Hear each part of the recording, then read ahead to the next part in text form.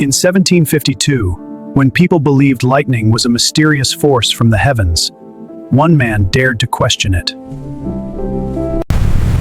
He decided to test a dangerous idea, to capture lightning itself. On June 10, 1752, under the stormy skies of Philadelphia, history was about to change. And then, a tiny spark proved the truth. Lightning was electricity. This was more than an experiment. It was a turning point in human history.